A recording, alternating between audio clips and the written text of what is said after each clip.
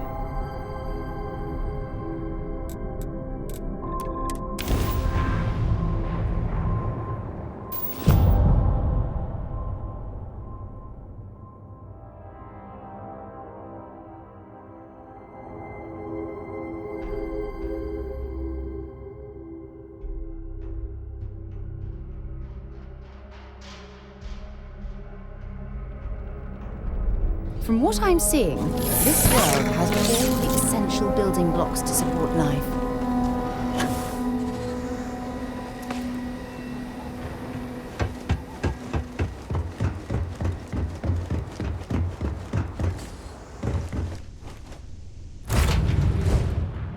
I have things for you.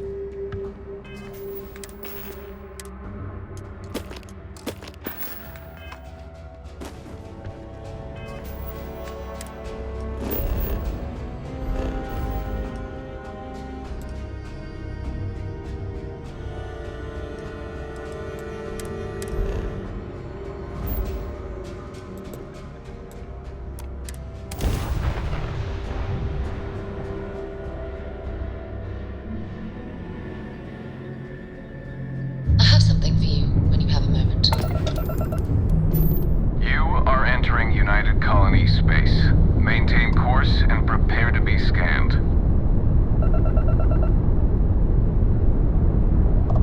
Scan complete. No contrabanding.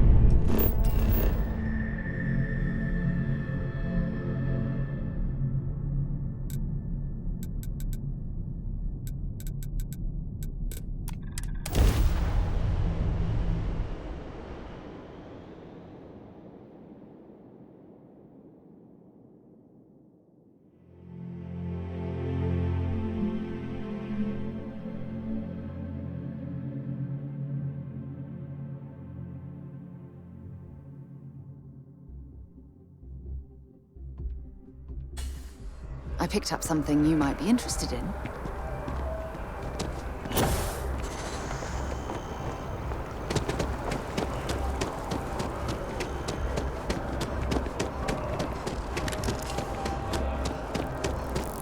Whole spacesuit.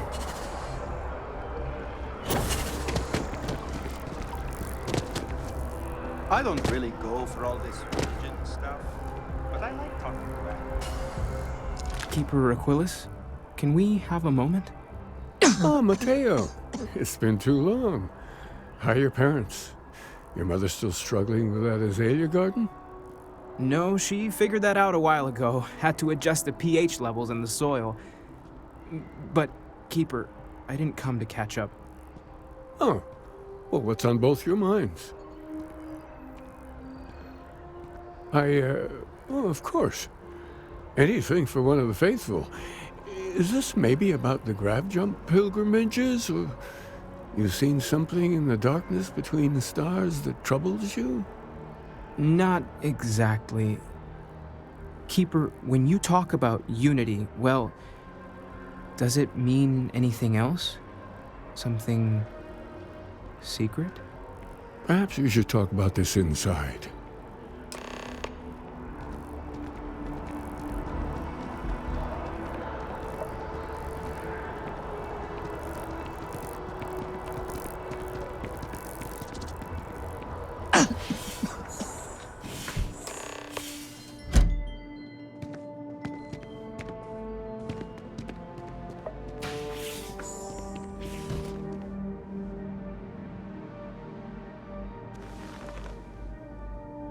Now that we have a little privacy, why don't you tell me exactly what it is that brought you two here?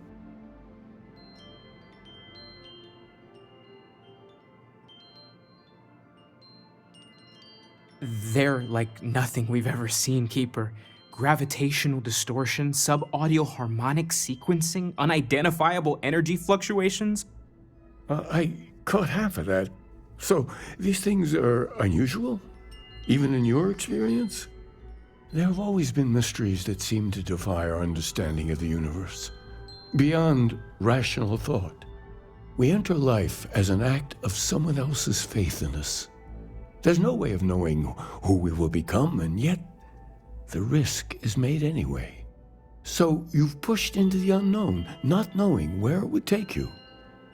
And it's brought you here.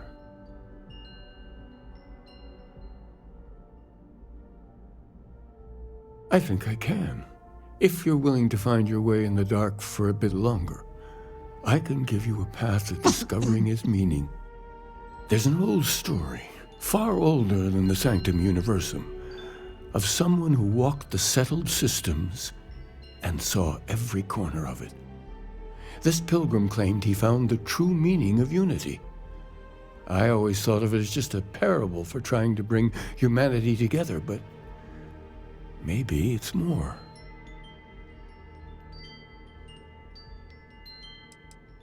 I'm not sure if he was, but if what you're looking for is connected, then anything might be possible. In my story, the pilgrim met the founders of the House of Enlightenment and the enigmatic cult of the Varun, and he gave them each a part of the truth. Then he goes to his final resting place to live out the rest of his days in contemplation of infinitum addendum, his addition or contribution to the infinite. But what if the story isn't a metaphor, but a code, a way of finding the pilgrim again, or at least his grave?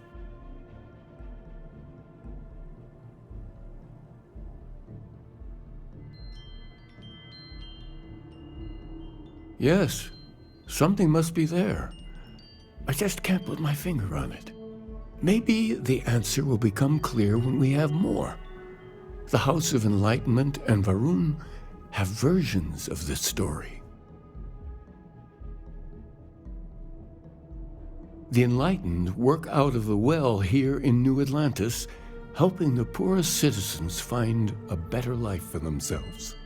The rune worshippers are more enigmatic, but there is a lone zealot that was captured recently for attacking UC ships. I visited her a couple of times. Hopefully, she'll be willing to talk to you as well. Oh, and here, take this. You're a member of the Sanctum after all, and this is the beginning of a pilgrimage of sorts. I'll stay here with the Keeper. We need to catch up. And I wouldn't mind asking him a few more questions.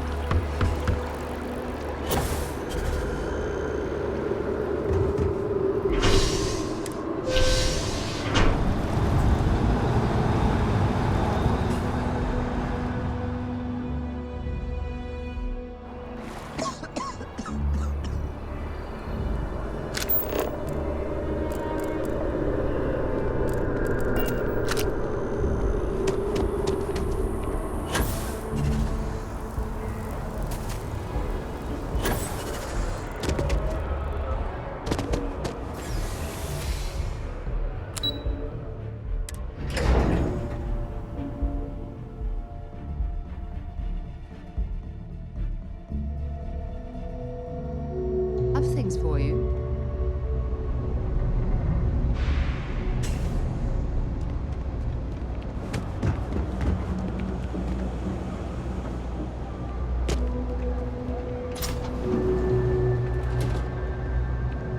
There's a lot of work that needs to be done in the well. A lot of people in need. If it's about the financial or food assistance programs, we are backlogged. Don't worry, we're doing everything we can. Oh, you're not?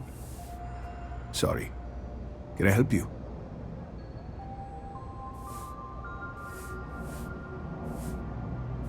We don't mean to be intrusive.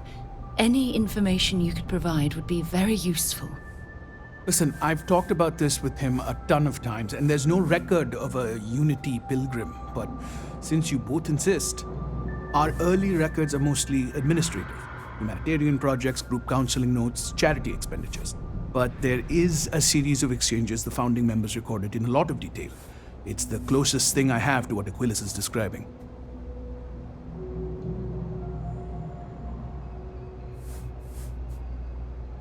A man walks into the first House of Enlightenment. The founding members just call him the Drifter. So they think he's a charity case at first, but no, the Drifter asks them a bunch of questions. If your philosophy is built on an individual's own morality, what about the second person? That second person might disagree. Isn't the problem of two what you're really looking for? And the founders respond, each individual must understand how the second person lifts them up. All of human effort is a story of cooperation pushing us forward. And it kind of goes on like that. He comes back every week for a year. Same conversation every time. Second person this, the problem of two that.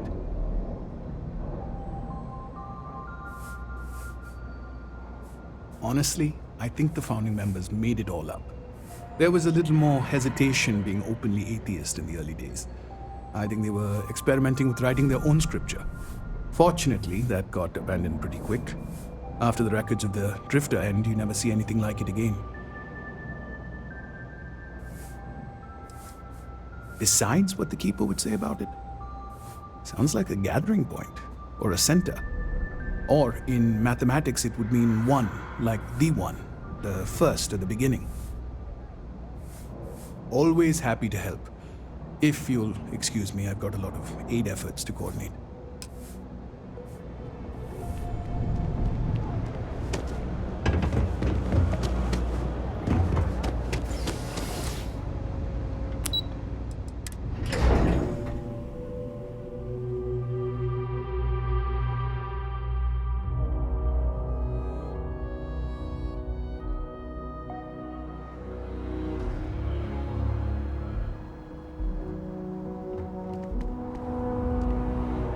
What's happening, darling? I certainly do. It's all yours.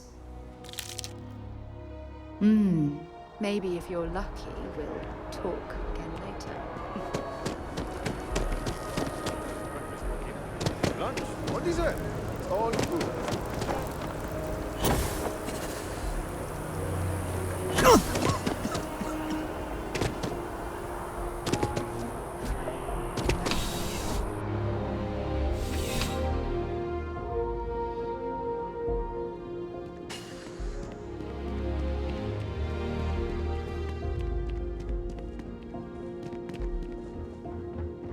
Heard the cabinet's assembled some kind of elite anti-terramorph unit. About damn time. Wonder if they're taking applications. A visitor? I have all the company I need.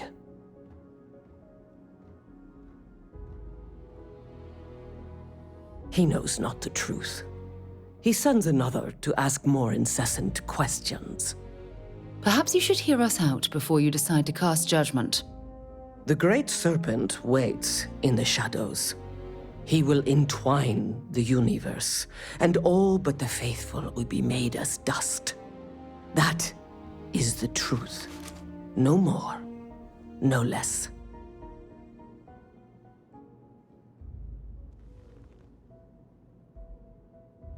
Anything you could tell us would be tremendously helpful. Yes, I have spoken to your keeper about this. I will tell you what I told him, and then you will leave me. Jinan Varun meets the unbeliever. He gives false prophecy to Jinan. But such is Jinan's conviction in the Great Serpent, he does not hesitate. He cuts the unbeliever down. But the unbeliever returns. Jinan realizes the Great Serpent is testing him, and he will not be found wanting. 4 times they fight. Over 120 rotations of the planet they are on. Remember these 4 battles, Jinan, the unbeliever says. Remember these 120 rotations. But Jinan knows this is blasphemy, and delivers the killing blow. That is all.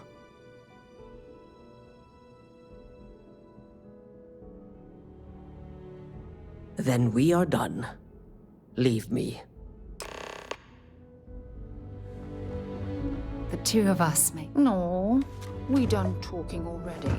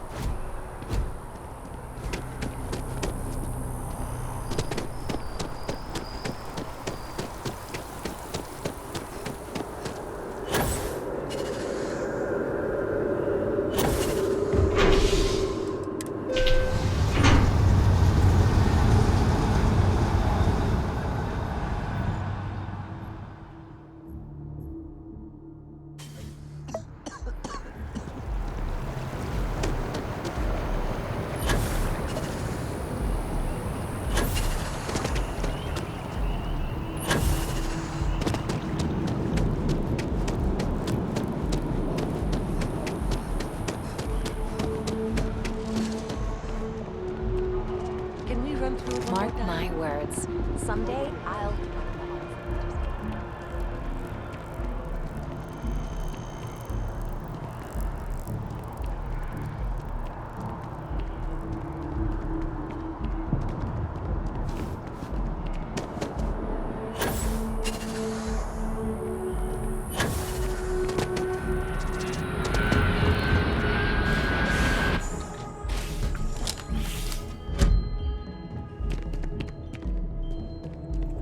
some folks never feel it. That connection to the universe you only get from grab jumping. So you're back. Honestly, I wish I could show them. What did you learn? Was there something hidden in their stories, like we thought?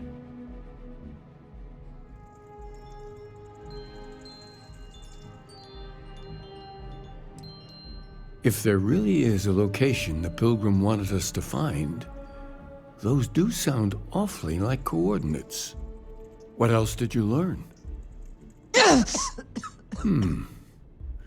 Planets are often named by number. That second might mean the second planet in the system. Was there anything else? Yes. What he added to infinity. Maybe that points to a name. If we're looking for his resting place, we'd need to know the name of the star system, wouldn't we? Let's see. We have something that could be coordinates. Something that could point to a planet in the system. But what's the name of the system? Infinitum addendum. What if we break down the parts? No systems named finite or add. That just leaves in and dumb. Well, that's certainly how I feel. Yes, that's it. The second planet in Indum, at 4 and 120. That's where you'll find the Pilgrim's resting place. And from there, maybe you'll find the true meaning of unity. Before you go, you've now spoken to many different perspectives in our universe. In a way, you'll be carrying their philosophies with you on this journey. I know you're looking for a specific unity, but if you had to guess what it was, what interpretation would you give it?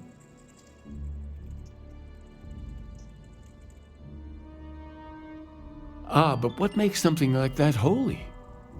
Gravity is also a force that brings things together. Should that be sanctified?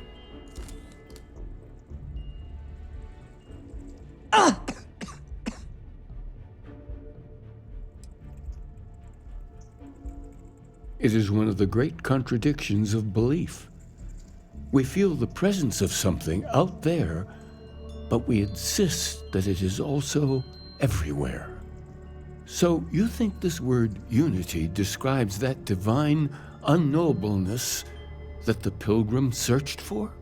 Ancient humans thought the concept of gravity was miraculous. Until we know more about the Unity, we also could be jumping to the wrong conclusions. Well, I won't keep you any longer. This has been fun, I have to admit. Go, find your truth.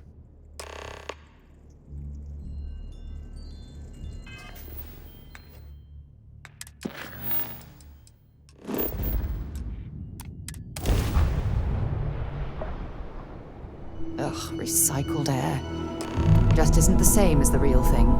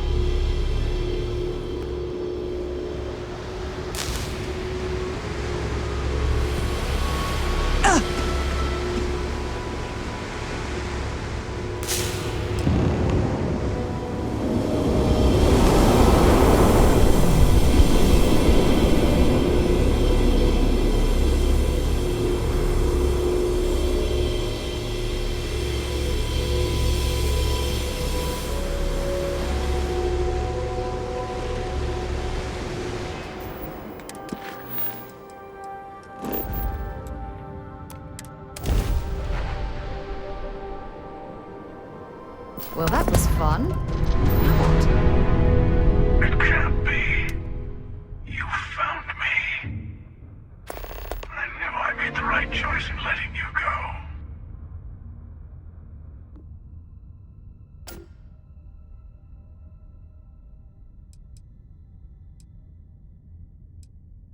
You did. Now it's all starting to make sense. You should come aboard. There's another Starborn here who is very interested in meeting you. I can speak for myself. Constellation ship, you weren't invited to this meeting, but much of our conversation has been about you. It's only fitting you should join us. I will personally guarantee your safety as long as you come in peace. And think of it as a ceasefire meeting. Your one shot at getting those answers you must desperately want.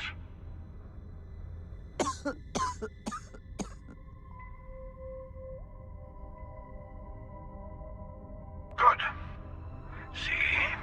We can all get along. For now.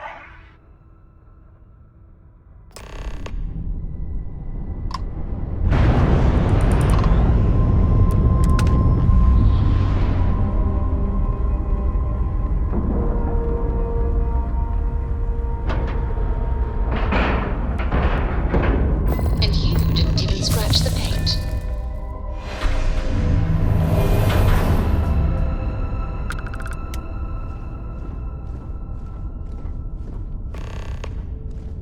Hello. Again.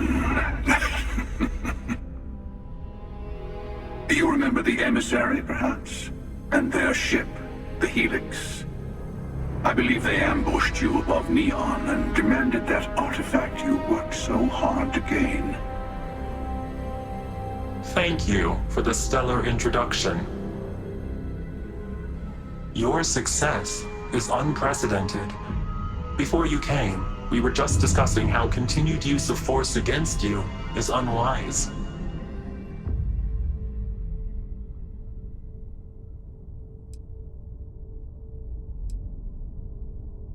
We are not a monolithic people.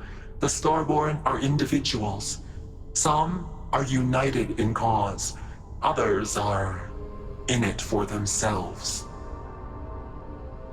We are all in it for ourselves. Some of us are just more honest. The emissary threatened your ship, demanded you hand over your artifact. How is that so different from what I did? We needed to warn you off. Every encounter with one of our kind could spell disaster. For whom, exactly? I say whoever can collect them should.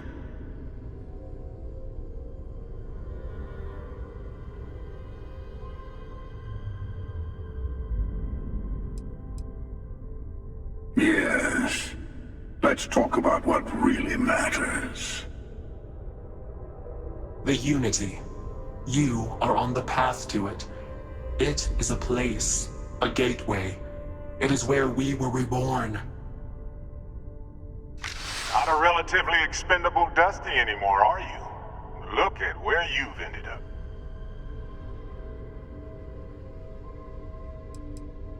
I'm not who you think I am. This universe is only the first one you've been to. I've seen hundreds. Where I came from, I was the one who ran to the Eye. I left you behind to protect the artifacts, and the Hunter killed you. One of me, at least. I collected the remaining artifacts, and they opened the way to the center of my universe, and the doorway to an infinite number of others. That is the Unity. When I stepped into it, I became a Starborn. It's how I've entered other worlds, including yours.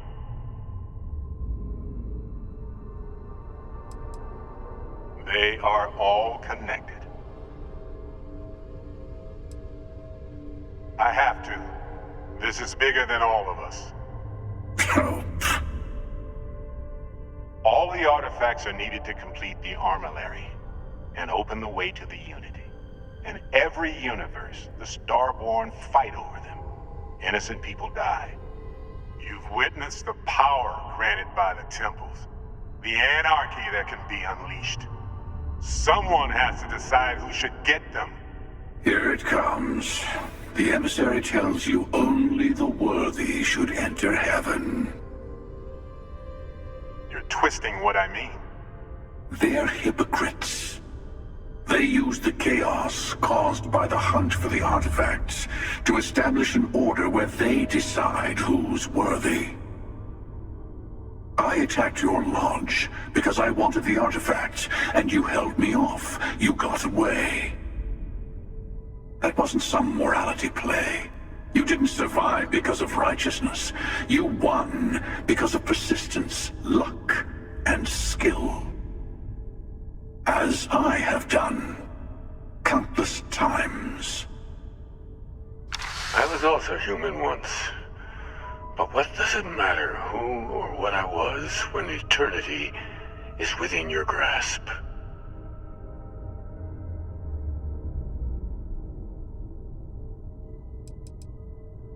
It means I've seen thousands of universes, collected their artifacts, been to their temples. You have a small taste of their power, but it keeps going. You're learning. My other self wants you to walk the path he walks, to give up, to appreciate the universe you have.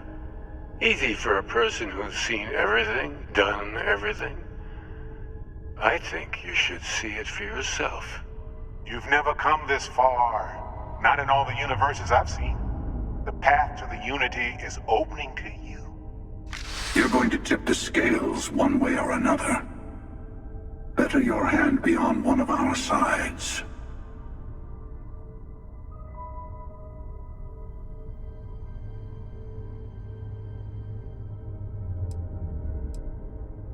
You're already in it. With artifacts comes Starborn searching for them, fighting over them. I want a truce between all three of us. Give you some time to think over which approach to the Unity is the one you want. Mine or the Hunters? Yes. Let's see how willing you are to live under someone else's rules. Just remember, one of us isn't trying to judge you.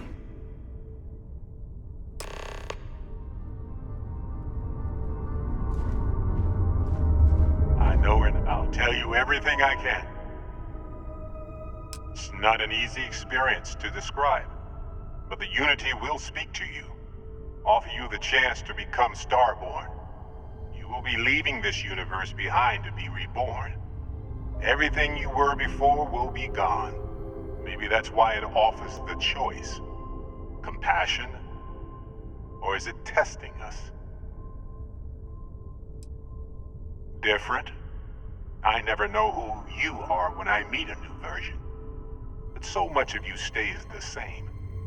It's hard, but each universe is precious in its own way. Mine will never have its original you in it again, as yours won't have its real me. You've seen the terror the Hunter causes. Every time a Starborn goes through the Unity, they get more artifacts, find more temples, gain more power. We can't let more like him abuse these gifts to destroy whatever's in their way. When all the artifacts are assembled, the device they create is called the Armillary. In many ways, it's a model of the multiverse itself. Through it, you can reach the Unity, and from there, you can become Starborn. You might think the emissary is on your side, but your persistence is what forced them to tell you the truth. Remember that. Whoever created the artifacts and built those temples is playing a game with us. One whose prize is access to the center of all creation. There are no rules. Whoever gets all the pieces wins. And I've won. Over and over. I don't kill for the Unity. I find the easiest pathway to it. I've simply found that it's the quickest way. Talking, forming alliances, waiting for the right moment to commit theft. It's all so tiresome. I'll admit, you getting away has been the most interesting thing to happen in quite some time. As soon as I realized what had happened, I knew I needed to wait until this meeting with the emissary to decide what to do about you.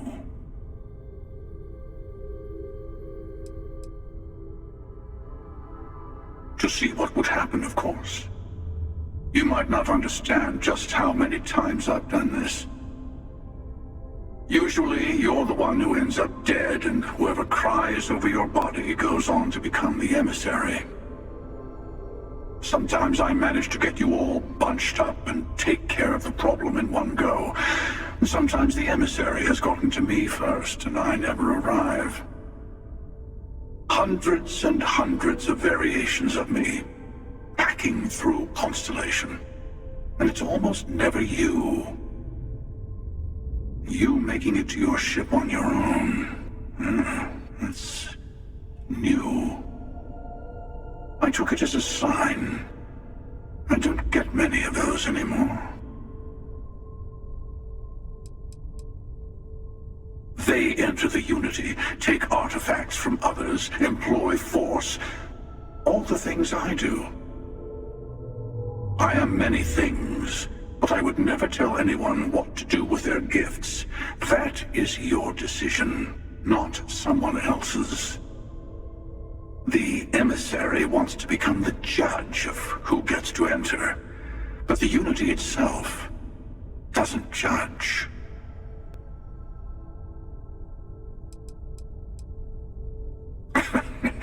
No, we always end up having this meeting at this time.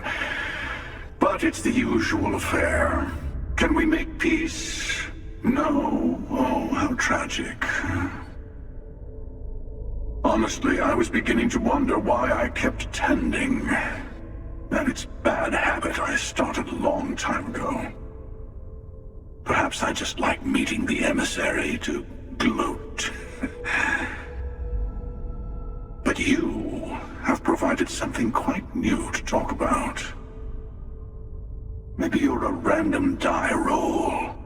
Or maybe the Unity is finally responding to all my hard work.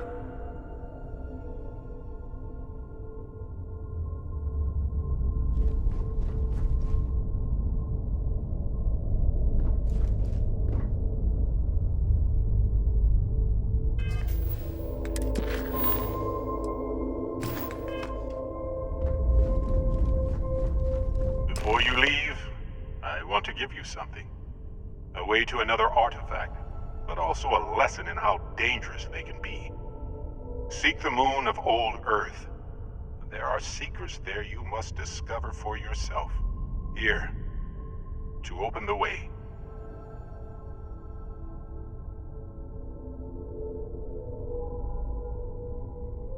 And I am sorry we have not always been forthcoming.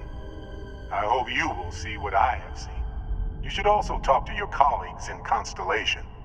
I am sure that they have gathered more information on the remaining artifacts in the fringes of space. Part of me wonders what they will all say about what you have learned. But I will leave that to you.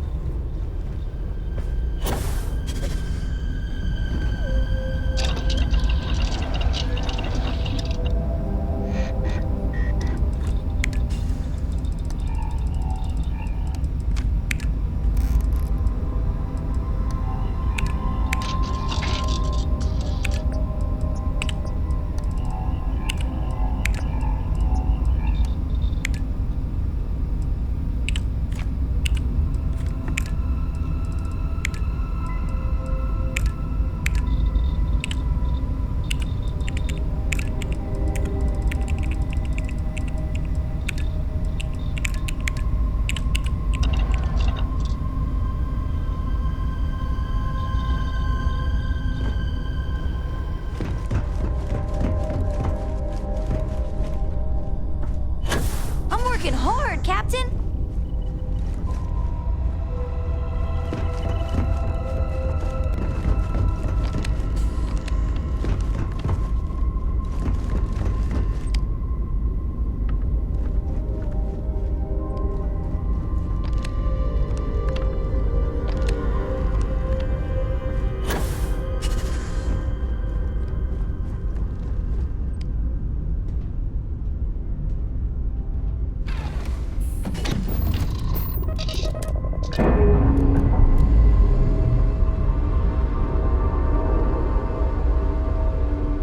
Pressure normalizing. Undocking complete.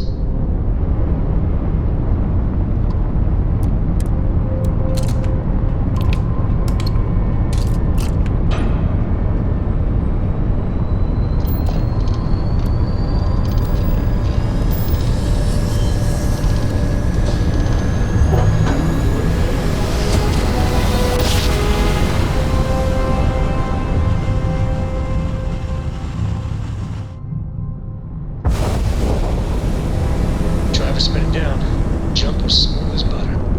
This is United Colony Space. Maintain current course while we scan for contraband.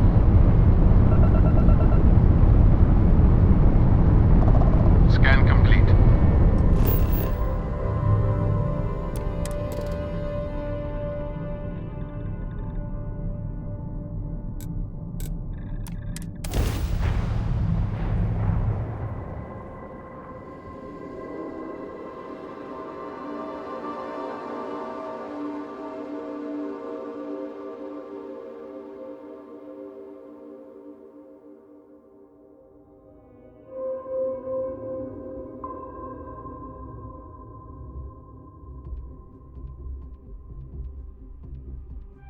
Hell of a city, isn't it?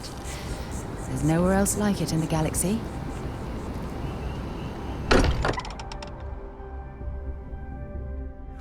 Now that we're here, perhaps we could spend a bit of time relaxing rather than planning?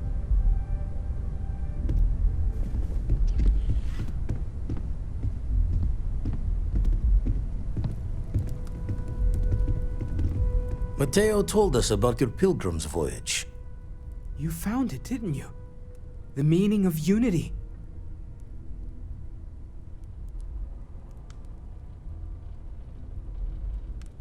Wait, say that again? Multiple universes?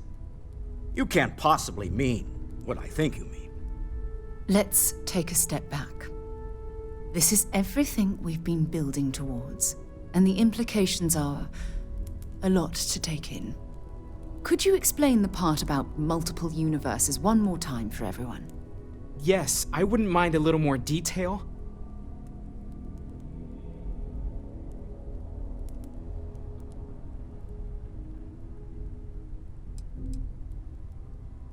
And that's why the Starborn want the artifacts so desperately.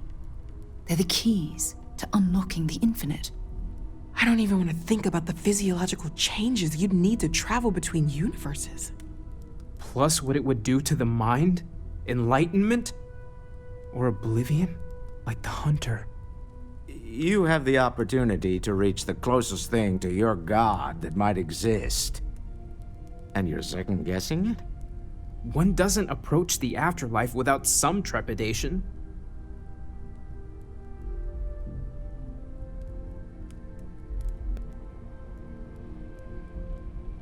You're right.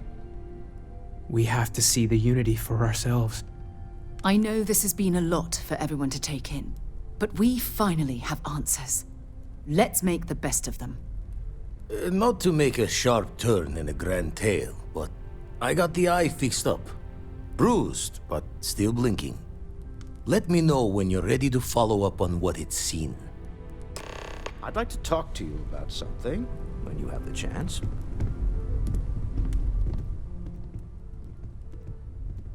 Remember, you're representing all of us out there.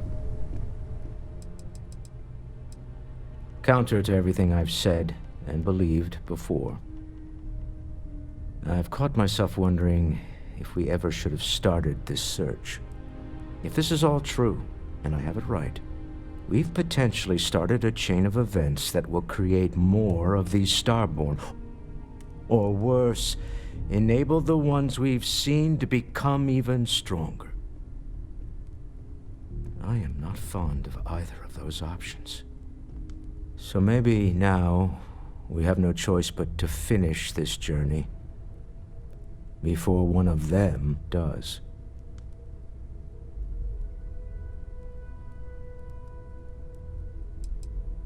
Does it even work like that? This is enough to make your head spin. Look, I don't like the idea of siding with either one of these groups. I'd much rather see someone from Constellation get there first. I trust any of us far more than these Starborn. You're doing Constellation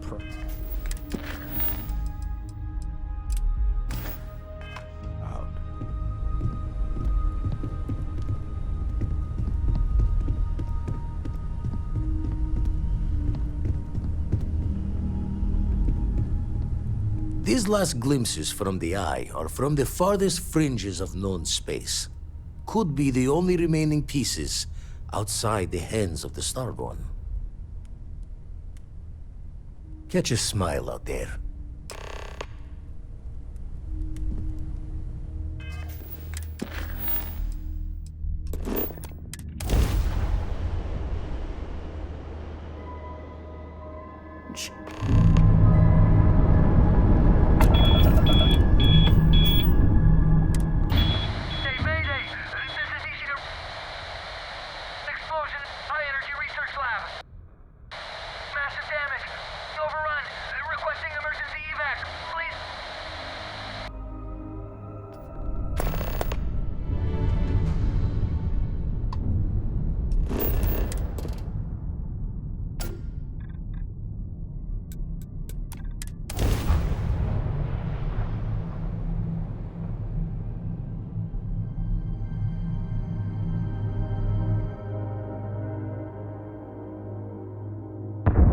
Good to go for land.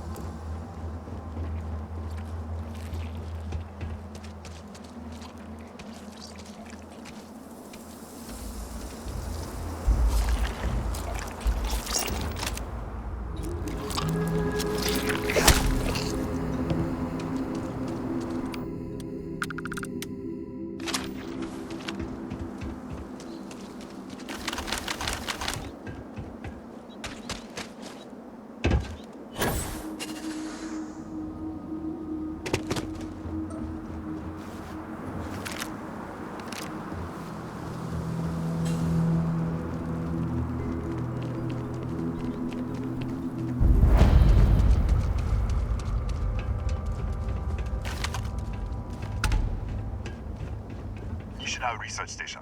You speaking. What is your business here?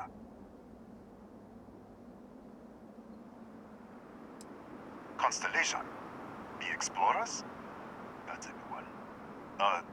One moment. We don't usually take visitors, but the director's willing to make an exception. For security, I'm going to have to ask your friend to wait out there. What's inside? Stay with me, and don't make any sudden moves. I'll get the door. Welcome, Tunisia. I'll watch things from out here, and you go do what you need to do. Just be careful.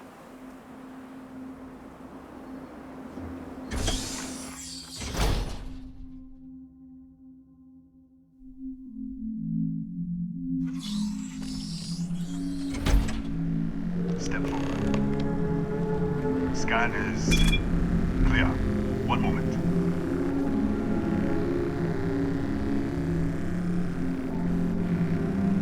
Attention all. I am declaring a cordial. All sections are now on lockdown. Senior staff, protocol Delta. So, there. Be right with you.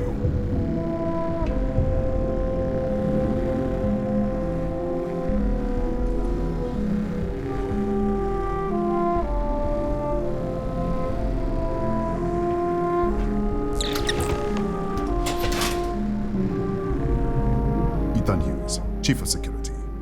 If you'll follow me, I'll show you to the director. We'll take the back way up.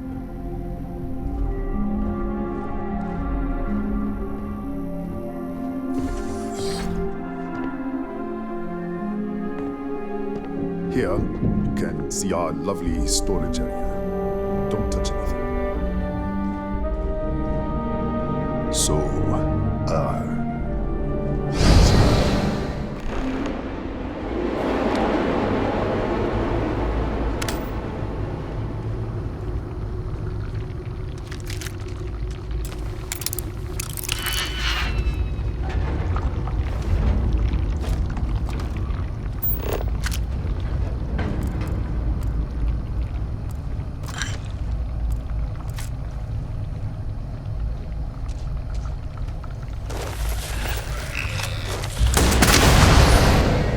what the?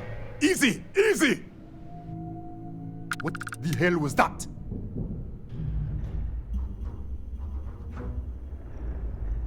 One minute you're following me, and then you're just gone. Minute later, you pop in out of nowhere looking like you were in the middle of a fight.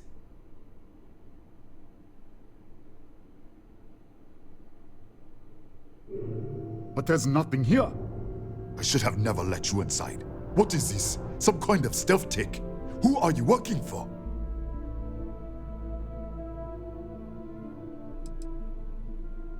Look, I don't know what's going on. Let's get you to the director. Maybe she can figure this out. Come on, this way.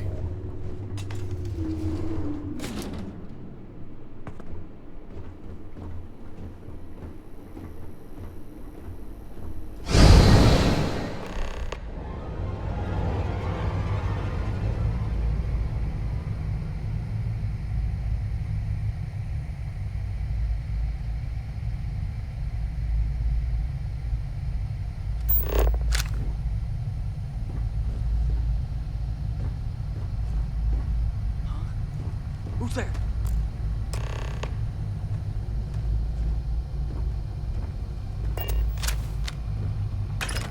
Oh, thank God. Finally, someone came. The distress signal. You picked up the distress signal, right?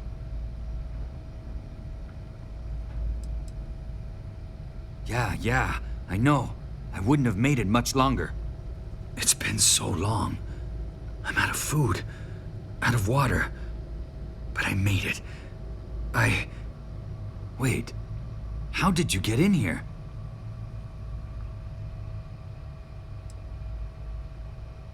What? What are you talking about? No. This doesn't make any sense. Unless... the accident. Maybe this is a side effect of the accident. If the probe is still feeding power to the distortion, then... Right.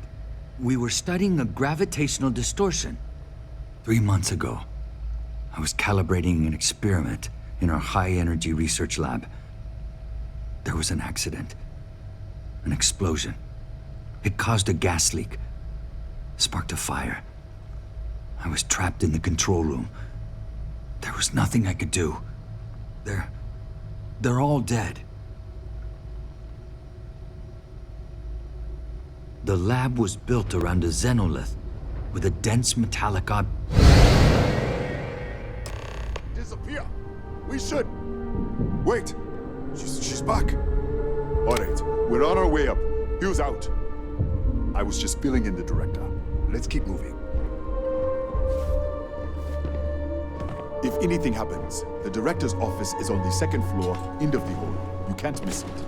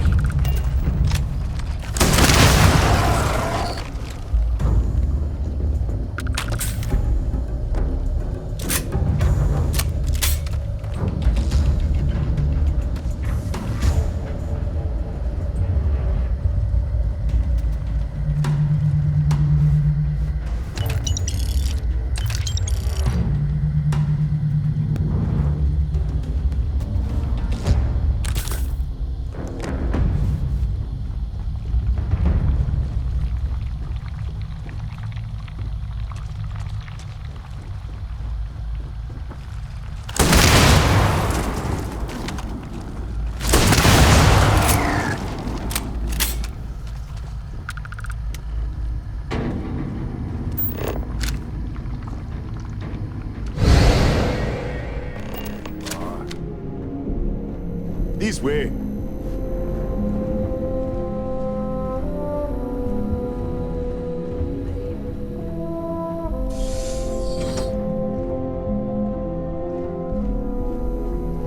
Come in. Kaya Patel, Research Director. And this is our Chief Scientist, Maria Hughes.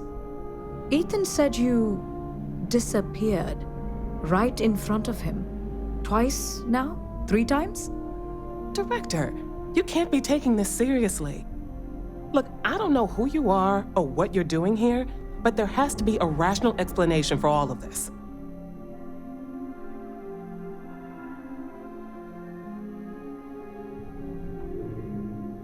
Excuse me? That is quite a claim. What makes you think that?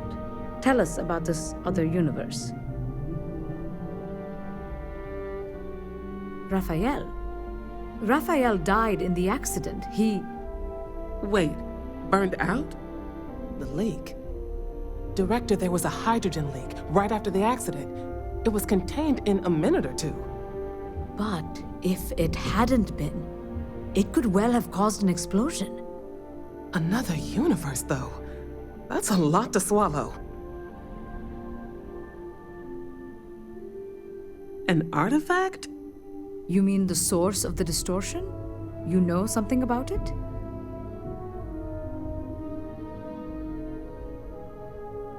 Really? That's all you're gonna say? No, fair enough. You have a prior connection with them then. Maybe that's why this is only affecting you.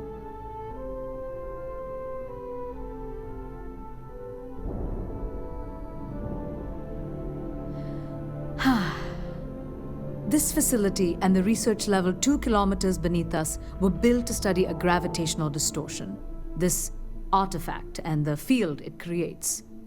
3 months ago, our chief engineer, Raphael, was calibrating an experimental probe when something went wrong. We still don't know what happened. There was a series of explosions, and somehow it's still running. That would make sense. That's why the field strength keeps increasing. We have a control unit for the probe. After the accident, I tried to use it to shut down the system, but the kill switch isn't responding. We could shut it off manually, but the entire research level is locked down. We can't even get down there.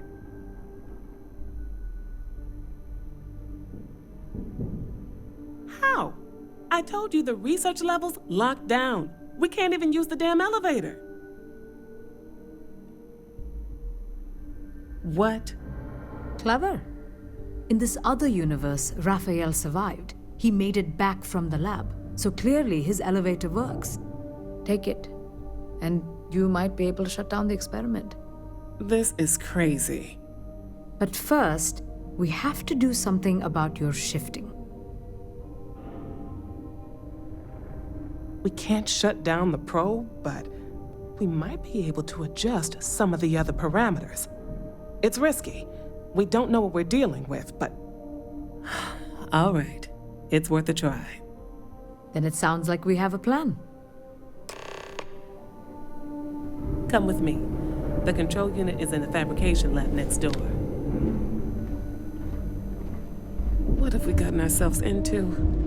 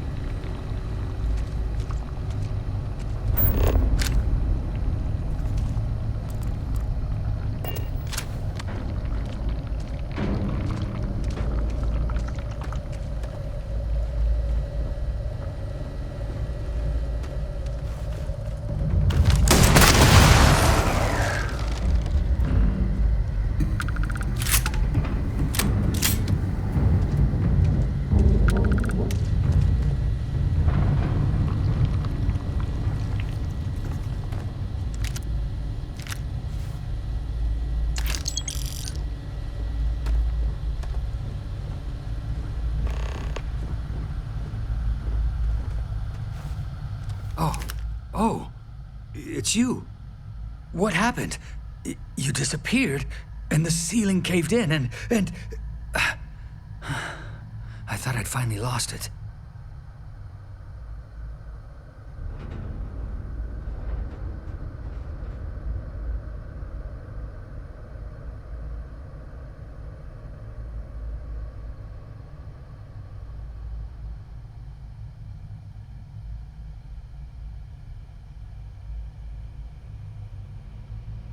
What?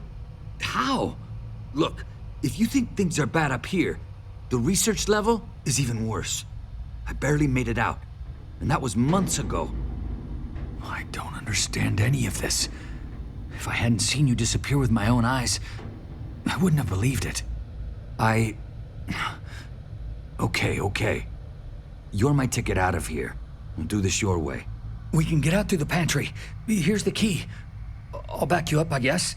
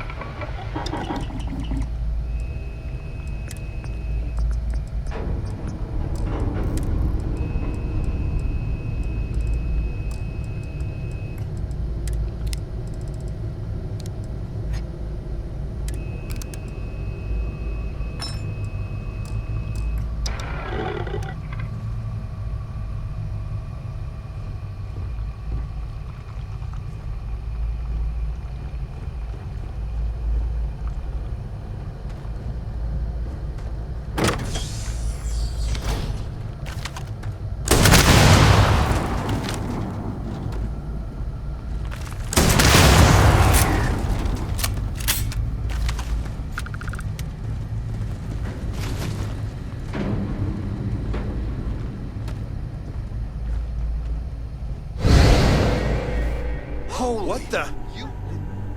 Security breach! Everybody out! Go! Run for it!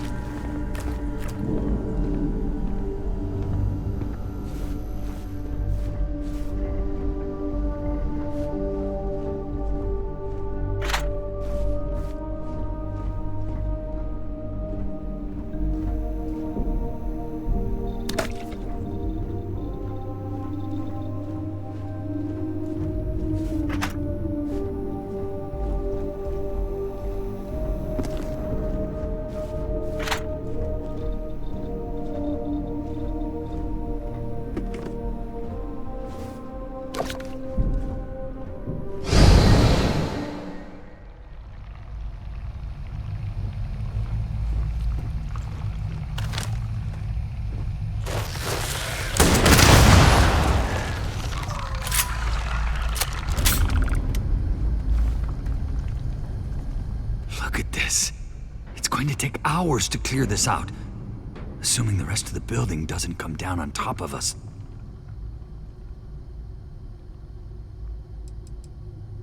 I was in the lab, working on the frequency calibration for the probe. I was walking out of the control room when it happened. I heard the tanks rupture. The alarm sound. I only had a second to react. I jumped back into the control room. The doors sealed. I was safe. From the gas, the fire, everything. But I was trapped. There was nothing I could do to stop it. If I had gone the other way, maybe I could have made it to the ventilation controls. Killed the system. Even if it killed me, I don't know. I don't want to think about it. I'm not sure. It might stop whatever's happening to you. It's a reasonable theory, I guess. They're a native species. We had an electric pulse field to keep them out. The fire took out the generators, damaged the foundation. They just keep coming. How should I know? You're the one who keeps winking in and out of existence. I just want to get out of here. Go do whatever you're going to do. I'll see if I can clear a path to the door.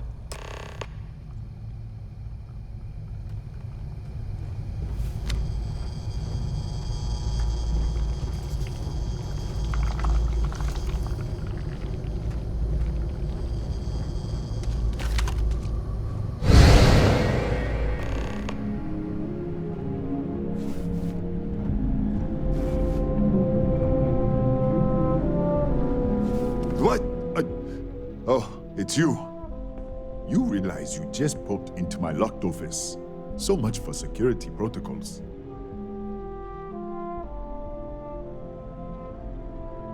Sure. Down the hall. Take the stairs next to the atrium. Yeah, let me get the doors for you. And done. Is there anything else you need?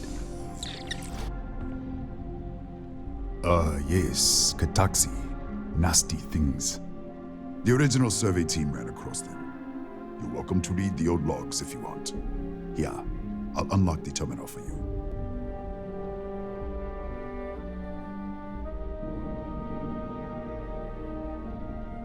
The Kataxi in the other universe. Wow. I've got an experimental thing one of the engineers put together. But...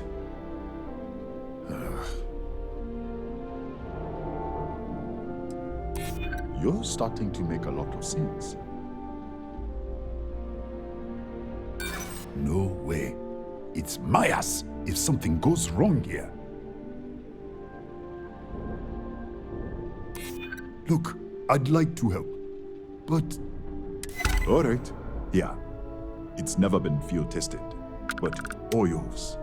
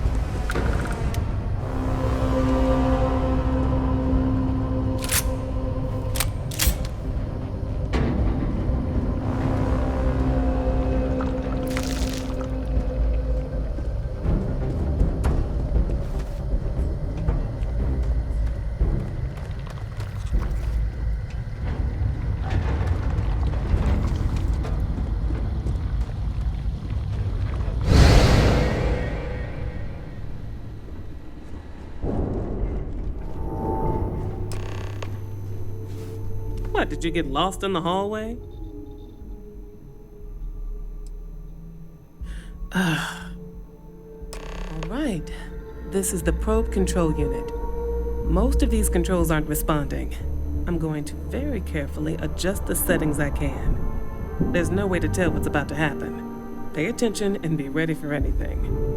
I'll begin by adjusting the energy feed of the electron beam array. We're at 93 teravolts. Calibrating to 95, 97, 100. Nothing. Let's try the other way. 91, 89. What the? Okay. It looks safe to approach. But what in the world?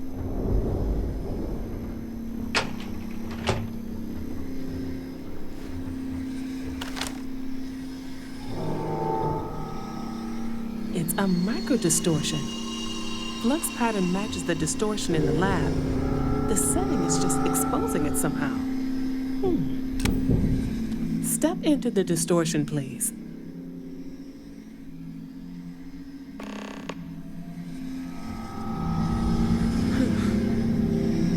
Nothing. No, hold on. There's a slight pattern change. Some kind of resonance. Right, stay there. Let me turn the feedback up for a moment. Calibrating to 90, 91.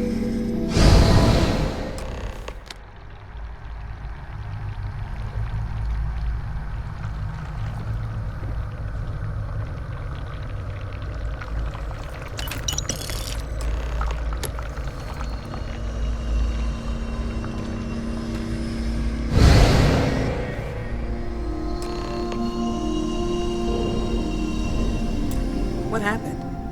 Are you all right? So, the lower setting causes the distortions to manifest, and the higher causes you to shift. That seems promising. Keep it on the lower setting until you want to shift, and you should be able to avoid any more accidents. I'd give you my control unit, but it looks like you already have one from the other universe. I'd love to take a look at that when this is all over. If you can get down to the research level, you need to make your way to the high-energy research lab. Disengage the power interlocks, then pull the emergency shutdown to stop the probe. That should finally put an end to all this. Oh, and before you go, the director wanted to speak with you. It really is just down the hall.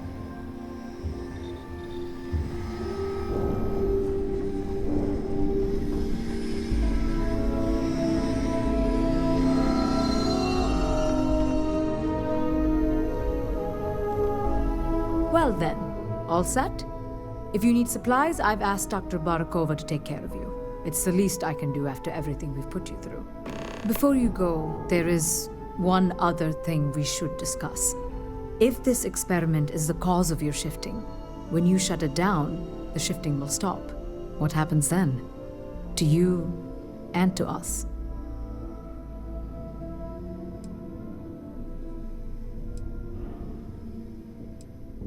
There's no way to be certain, but let's theorize. Nishina is a closed system, two potential states held in tension. When you shut down the experiment, that tension will resolve. You are the outside observer in the system. Whichever reality you are in at that moment is what will become real. For you and your universe, at least. The question is, which will you choose?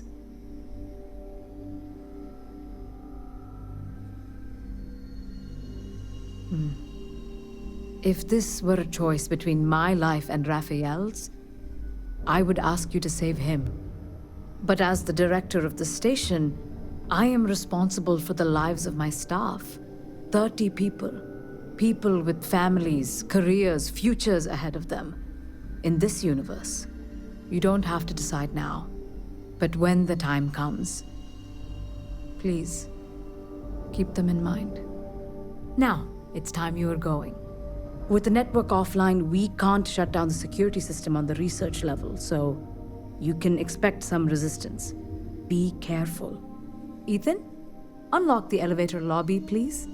Ma'am, research level is still locked down. I'm aware of that.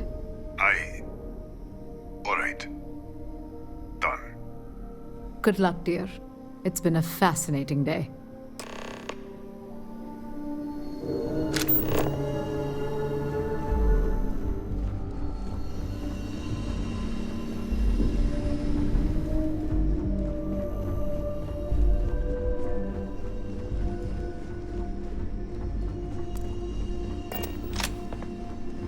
Tatiana Barakova, station's doctor. This is not a public medical facility, but the director has ordered me to assist you nonetheless. I can spare a few med packs. Beyond that, I am not your therapist, your psychologist, or your cosmetologist. If there's anything else you need, ask.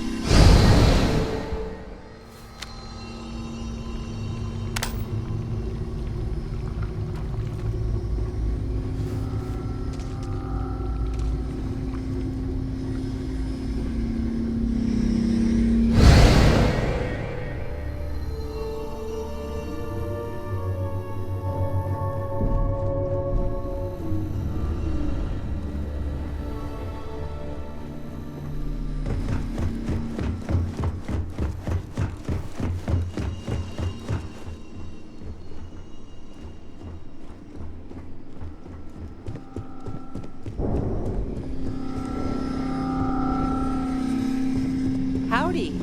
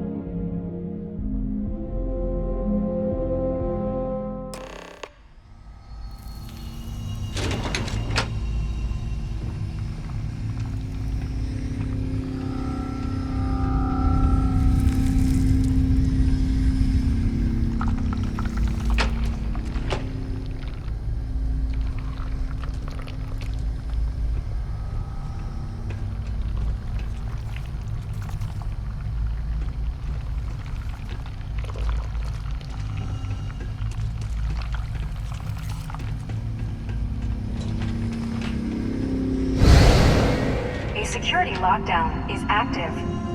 Emergency override controls are available on designated security terminals.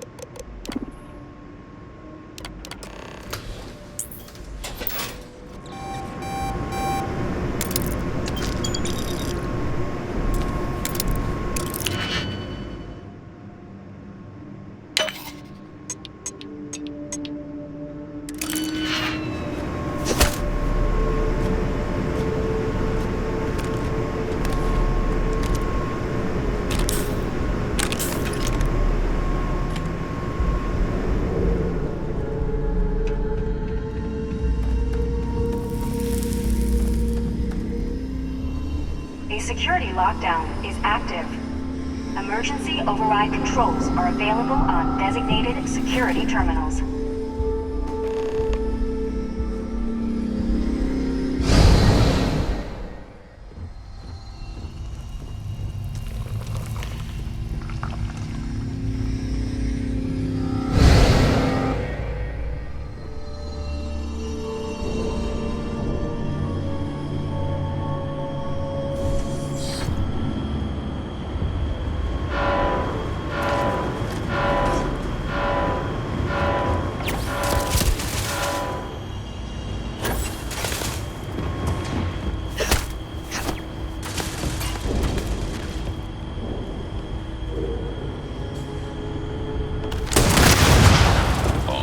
Systems.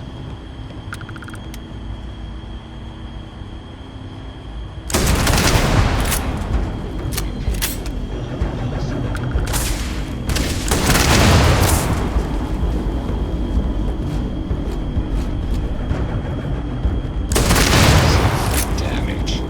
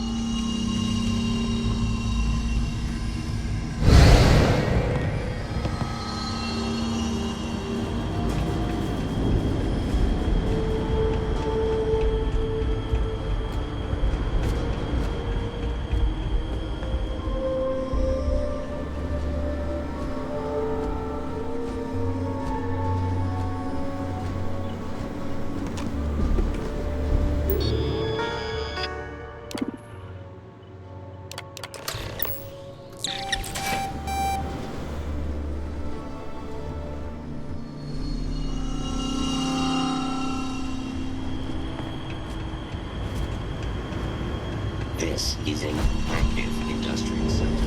It will be advisable to wear a hard hat.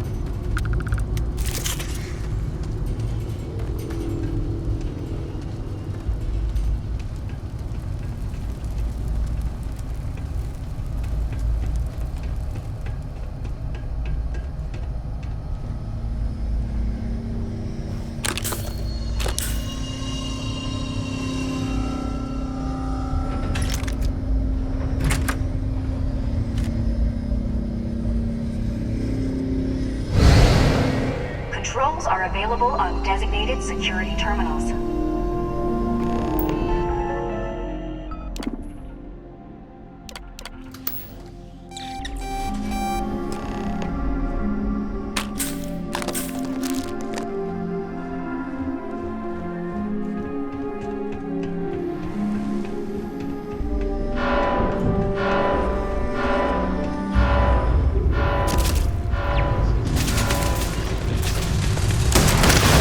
System failure.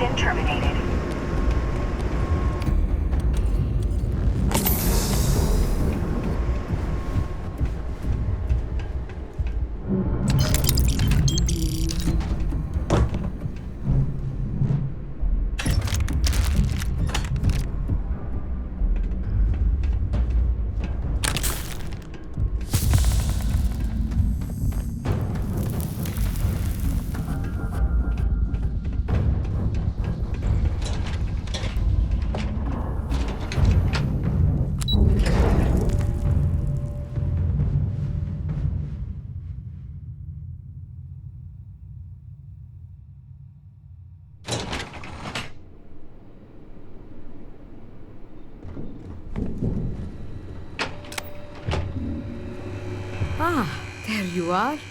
Welcome back. Ethan, how are we doing? Research levels back online. Definitely some damage, but it could be a lot worse. We will have to replace a few robots. Yes, well, that's a small price to pay, all things considered. This is a lot to take in. Artifacts, multiple universes. Look on the bright side, dear. Just imagine the papers you'll publish. If anyone even believes this. I am curious, though. Why did you decide to stay here, with us?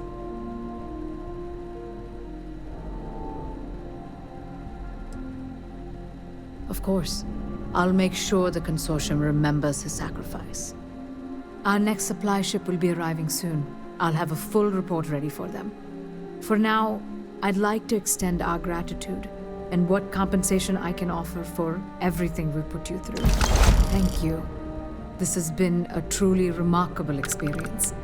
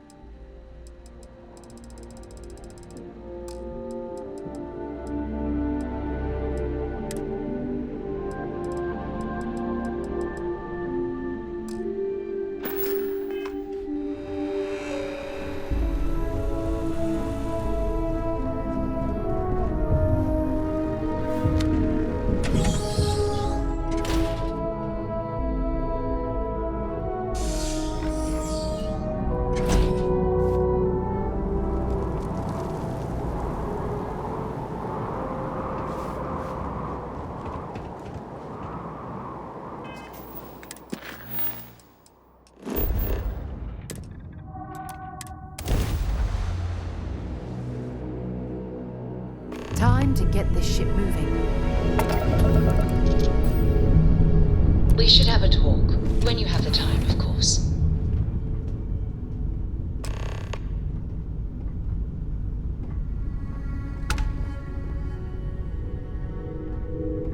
Forgive me for pulling you aside again, but, well, there's so much to process right now. The emissary, the hunter, the unity, an entire multiverse. I can't even begin to wrap my head around it all.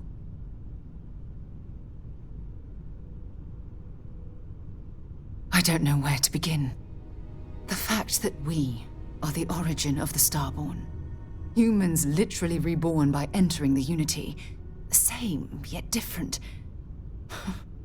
It's unbelievable. I feel like most of the knowledge we've amassed in the last few centuries about the universe has just been made obsolete.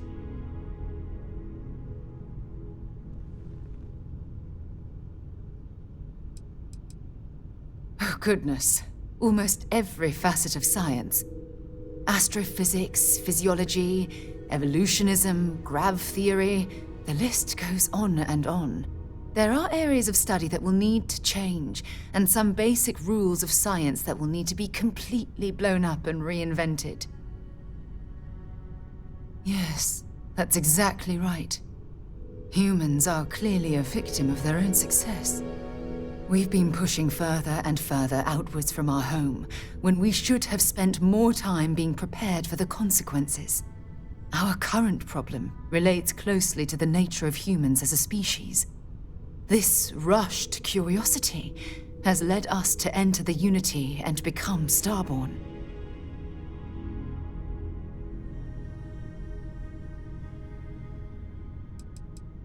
It certainly is.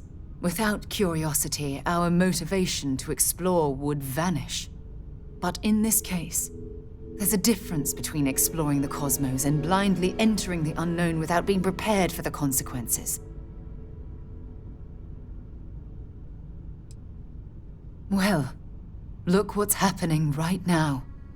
Here we are, caught in the middle of some sort of needlessly violent crusade between the hunter and the emissary. You'd think that a technologically advanced society would have evolved past petty squabbling over something like the artifacts.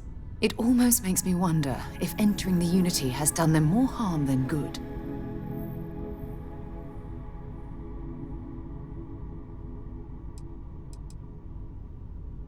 Oh, absolutely. Their arrival in our universe is much too timely to be for any other reason. It's also clear that the need to collect these artifacts are an obsession for them, almost bordering on an addiction. That leads me to wonder what the Unity has done to their minds and their souls.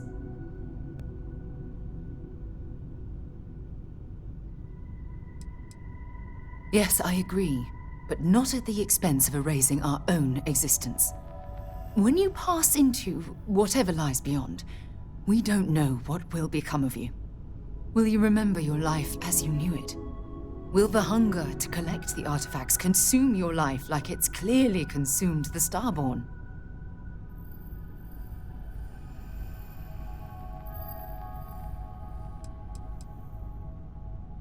Of course not. I am, and always will be, an explorer at heart. My concern is how fundamental the change will be to ourselves as people. We don't even know if you'll remember anything about this conversation.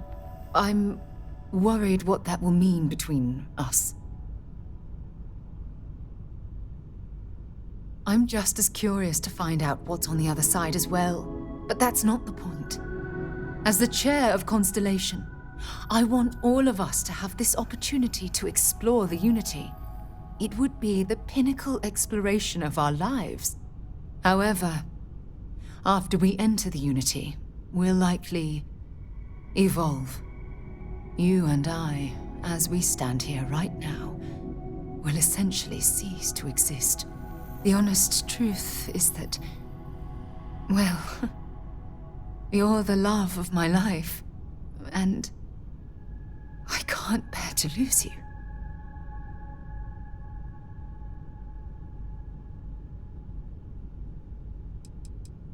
I'm not sure.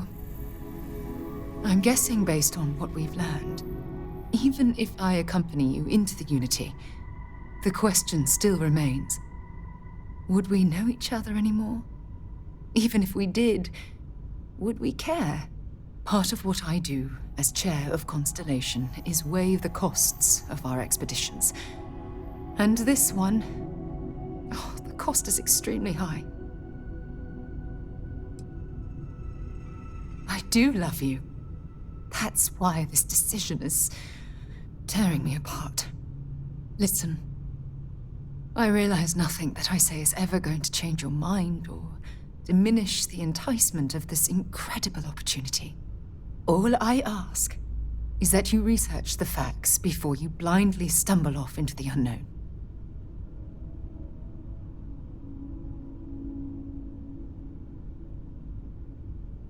Thank you. Well, I suppose I've ruined the moment again, haven't I? I'm getting quite good at that lately. I'll let you get back to whatever you were doing. Just think what we discussed. I know I will.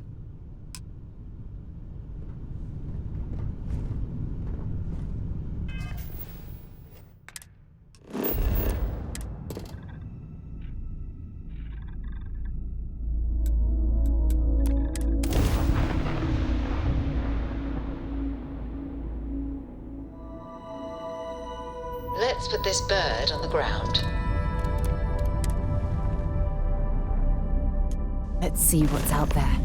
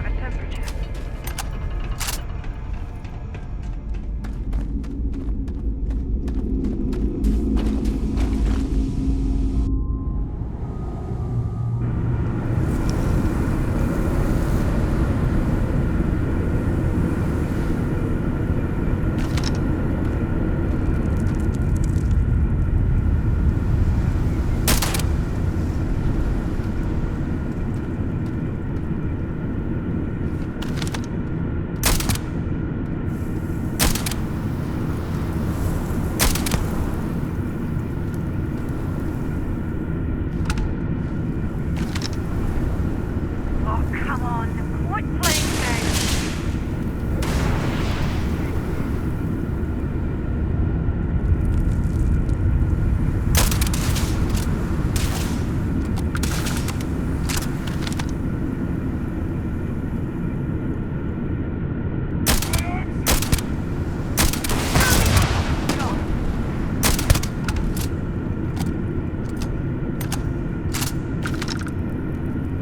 Looks like we're in the clear.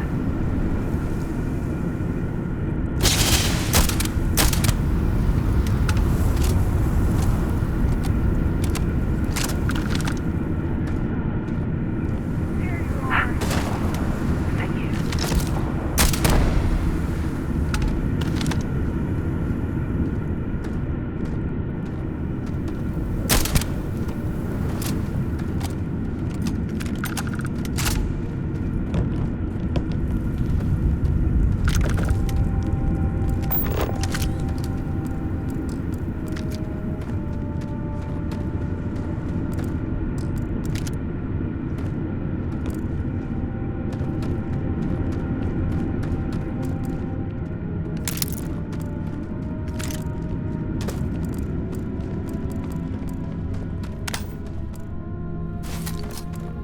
Maybe you can get that to point us to the nearest restaurant. Haha.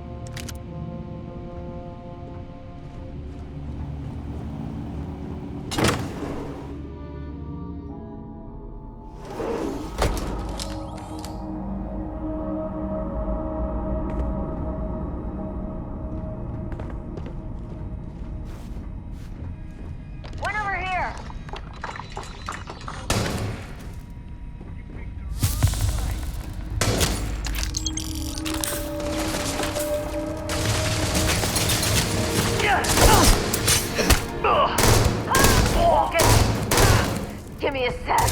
Let's go.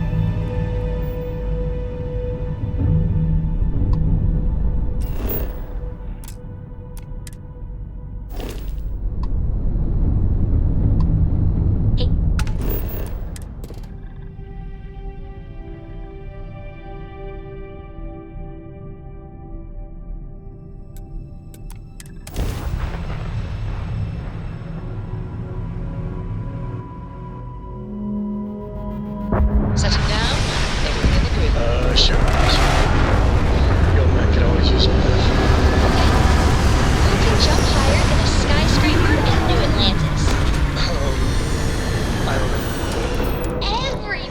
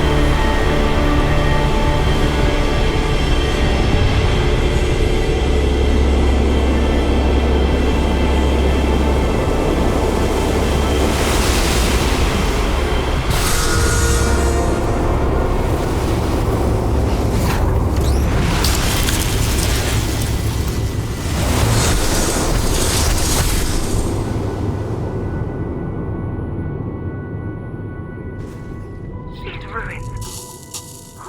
Fascinating. I could spend years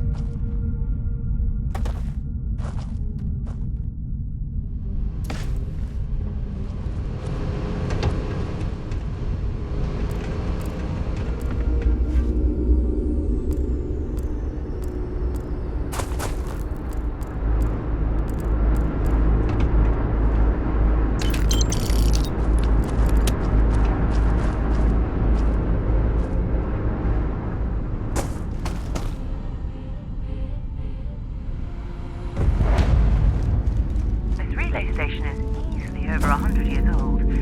Original Nova Galactic construction is my guess. Built to stand the test of time.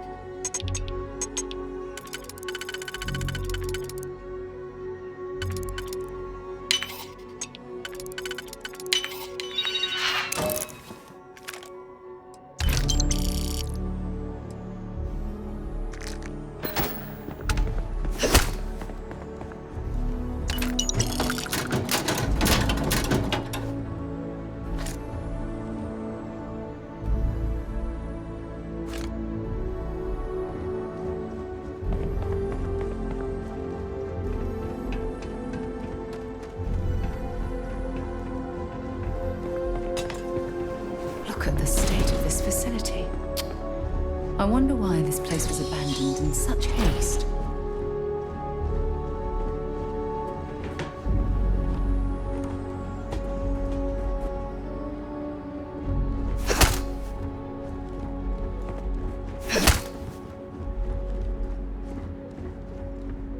Okay, confession time. Being single on a moon base is the worst. I only get like an hour to use the communication link to Earth every couple of days. And let me tell you, there's long distance dating, and then there's like long distance dating, you know?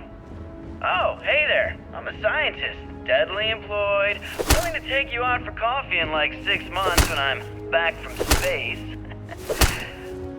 It's not a great opening line. You seriously no one can't asked get a you. date? You're an astronaut.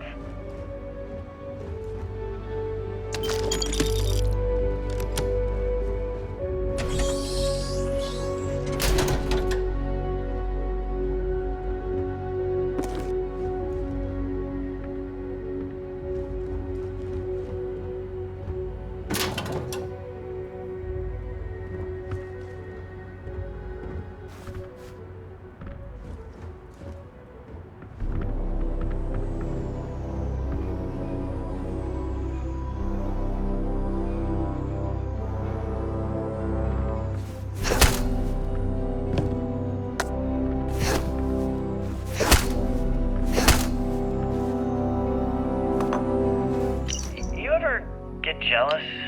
You know, the crew in the shipyard? Building the actual vessels that are gonna travel the stars? We're literally on a base on the moon. Oh, come on, Sabina. I'm trying to share my dreams here. Well, your dreams are always out there and never here where the rest of us live. Can't you just be happy doing your job? Where's the fun in that?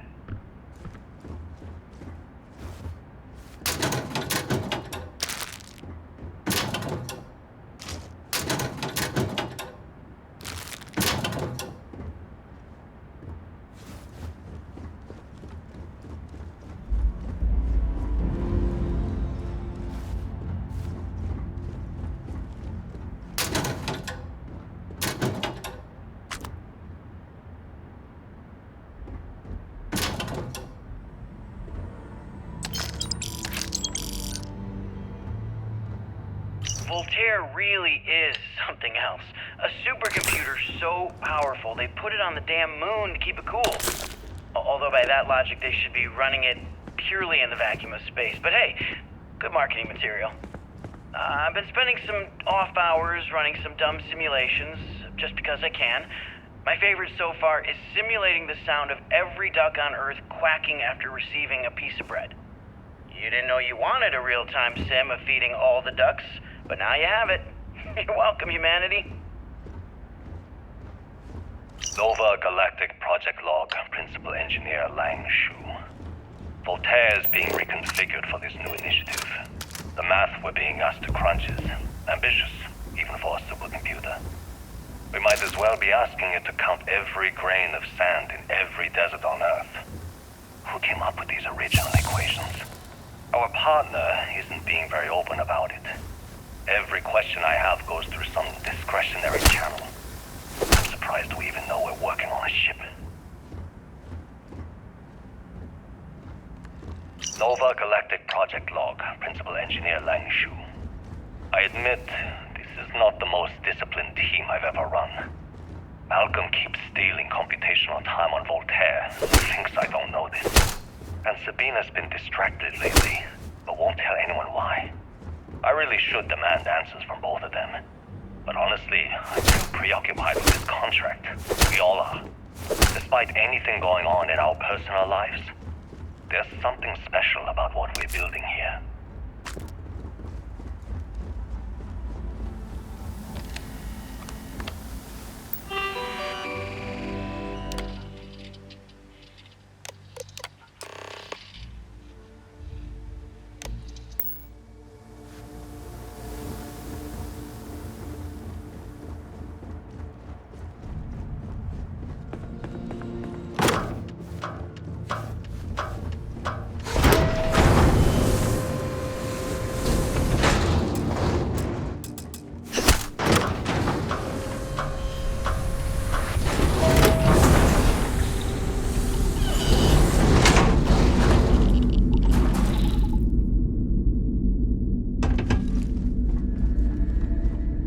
Engine spin-up time almost complete. Total time 5 minutes 22 seconds.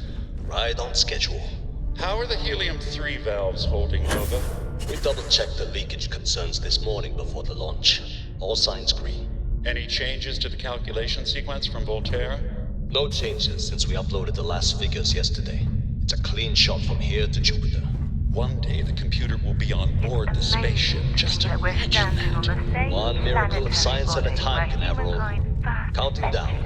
5, 4, 3, 2, 1.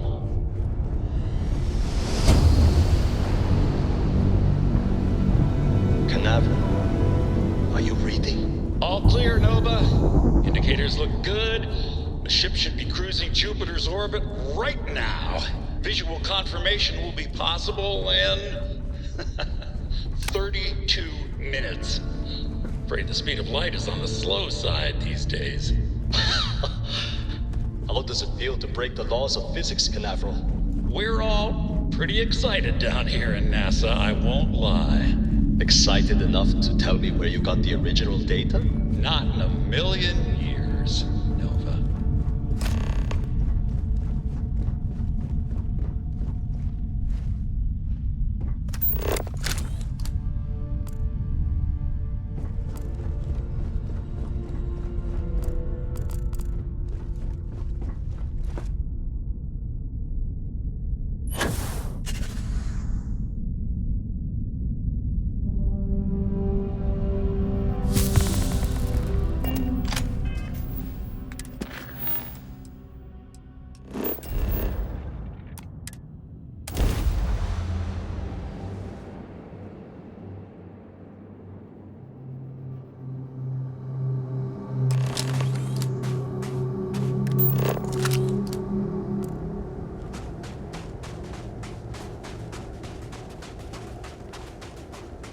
Unless I'm mistaken, that's one of the launch towers used during the evacuation of the Earth.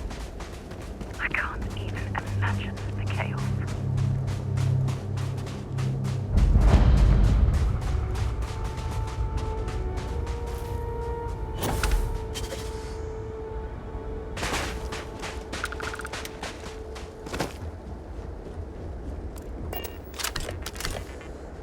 The most likely way into the NASA facility would be via an elevator shaft straight down. Hopefully the system is still in operation.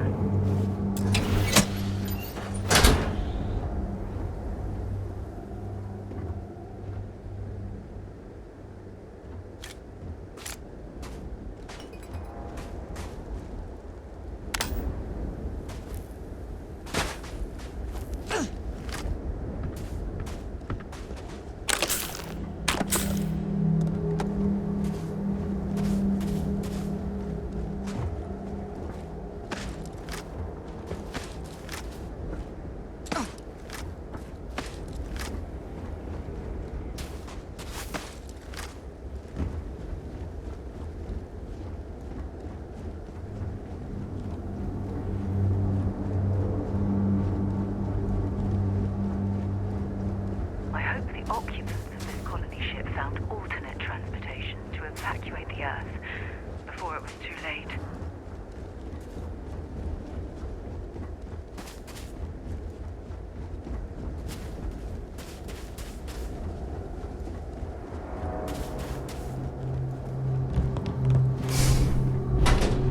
I've visited worlds with temperatures this low before, and it's never been a pleasant experience.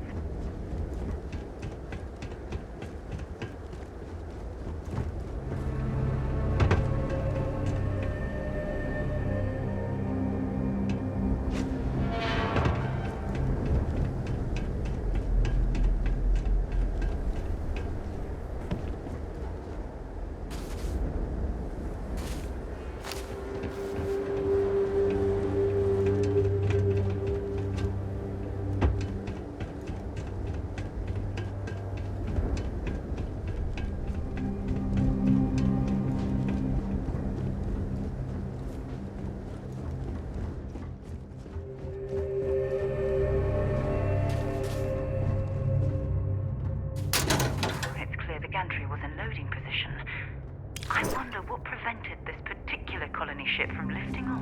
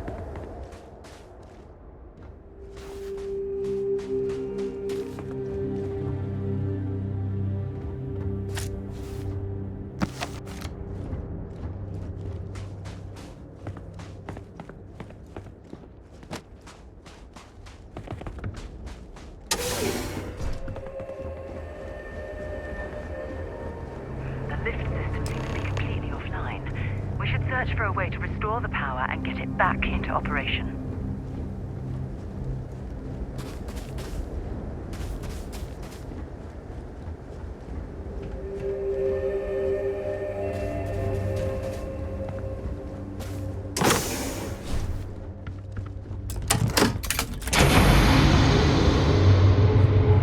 If you're overloaded, we should stop and prioritize what we're carrying.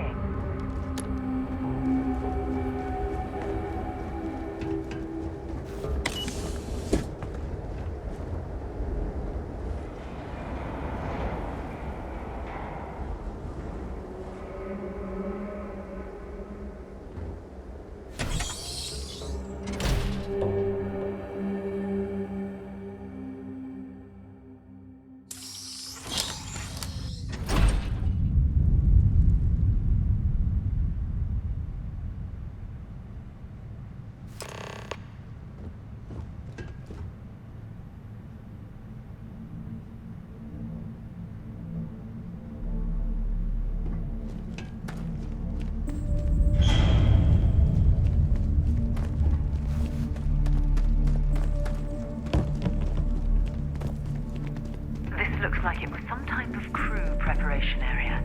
Probably the last step before boarding. It's definitely seen better days.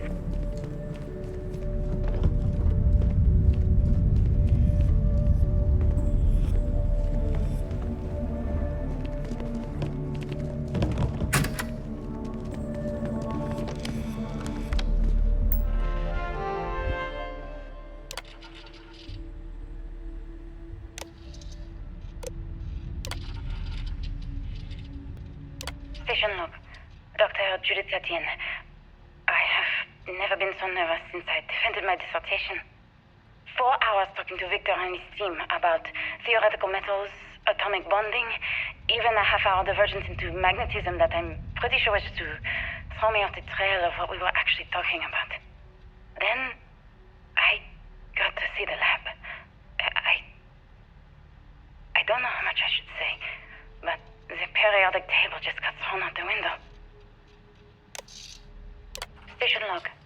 Dr. Judith Etienne. I've been trying to cozy up to Dr. Victor, to see what is going on. His team has completely commandeered one of the labs with those 2 military handrails, checking who comes in and out. I joked that maybe he found a little gray man and was doing an autopsy, and he grew very pale. 2 days later, he sends me a request asking for more information on my background in materials science, metallurgical engineering. We have a meeting tomorrow.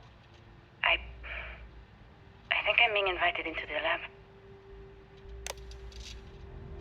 Station log. Dr. Judith Etienne. The recent delivery from Mars is unsettling. I was expecting rock samples or maybe fossils of microbial life. Instead, Dr. Victor Isa comes with 2 members of the military. Everything they've brought back is under wraps. What could a theoretical physicist need with a sample from Mars?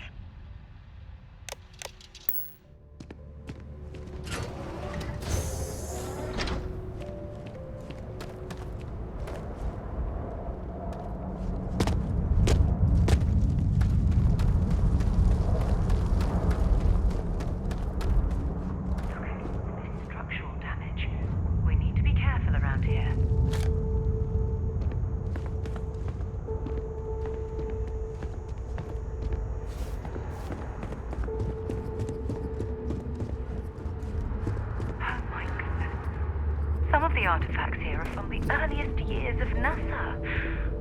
Oh, what a shame all of this was left behind to deteriorate.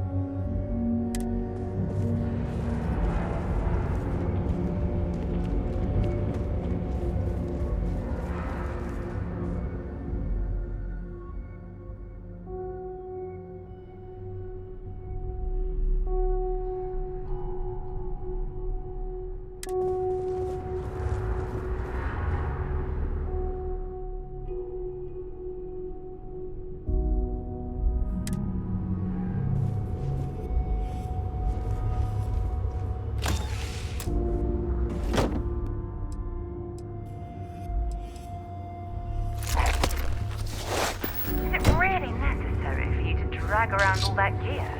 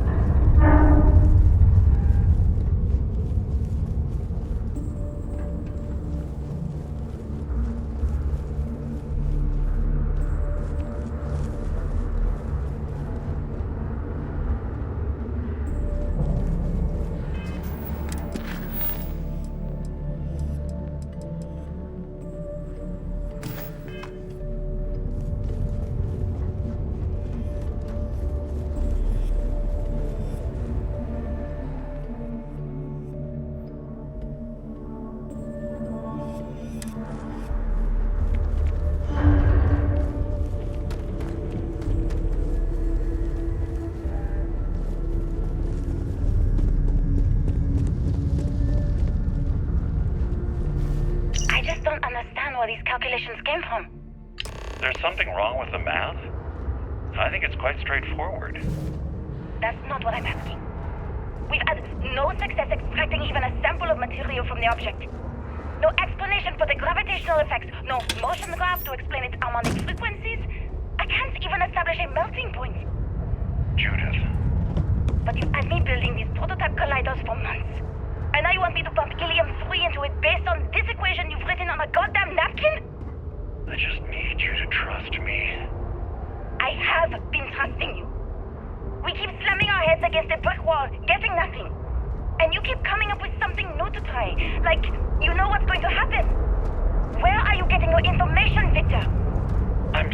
sorry, Judith.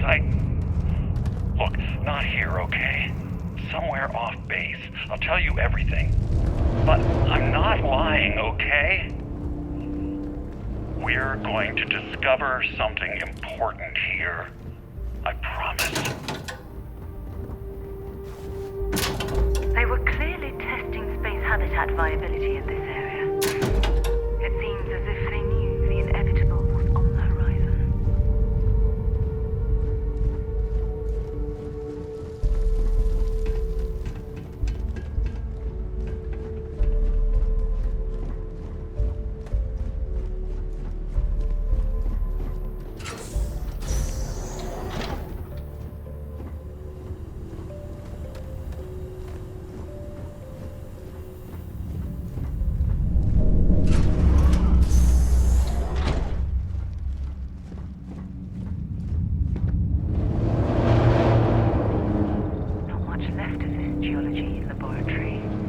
Ironically, the surrounding rock appears to have sealed the fate of this part of the facility.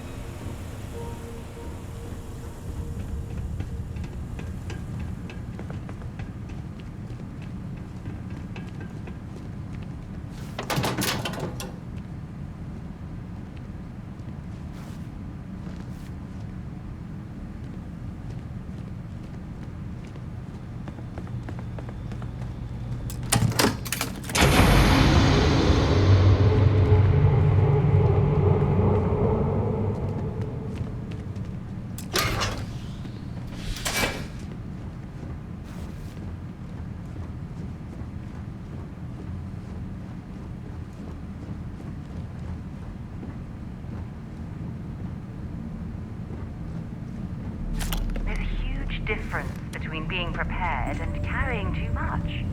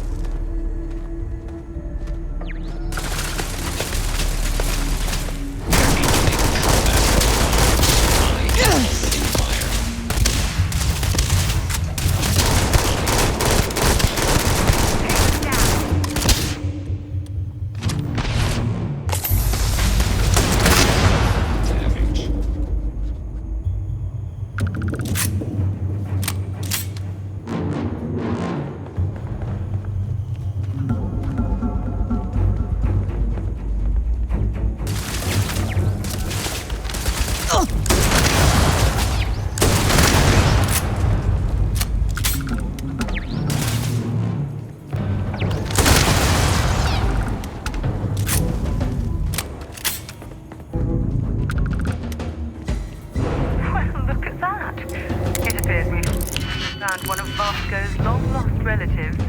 I'm sure he'll be thrilled to find out.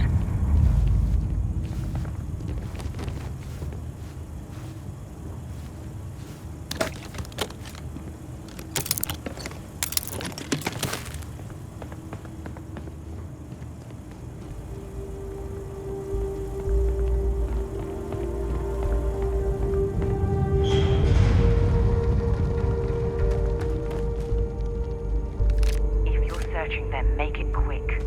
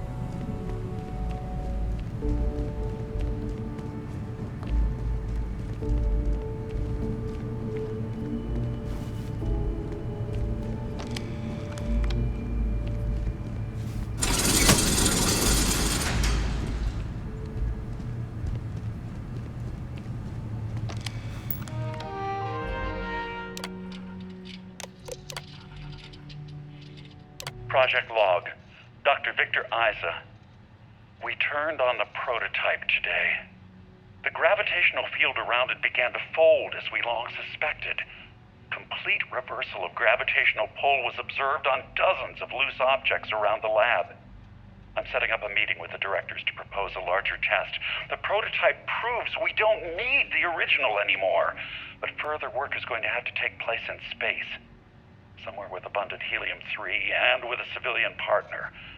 Someone with access to large-scale manufacturing resources and computational equipment. Engineering gravitational folds pulling the far side of the solar system closer to us? it's all going to be possible. Project log. Dr. Judith Tatien. I watched the gravjite tests from the moon today. It was the first time we were able to talk to the team at Nova Galactic directly. So many things were under wraps before, but now everyone wants all the publicity they can get. I'm already seeing proposals for manufacturing androids of drives, expeditions to Alpha Centauri and beyond. It's also overwhelming and worrying. It could take years, decades, before we know what all the side effects of operating a grav drive can be. But no one wants to hear that right now. Like a bunch of pioneers racing towards the edges of the frontier without knowing about the grizzly bears in the mountains.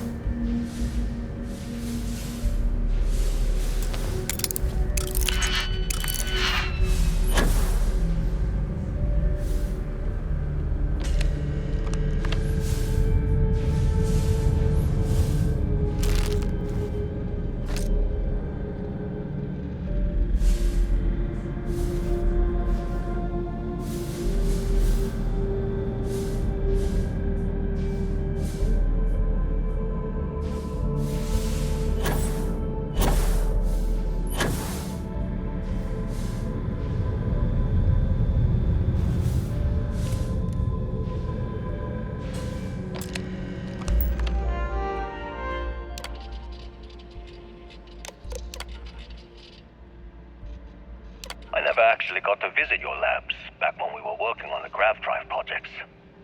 Seems like ancient history now. Only thing we're doing these days is launching weather satellites.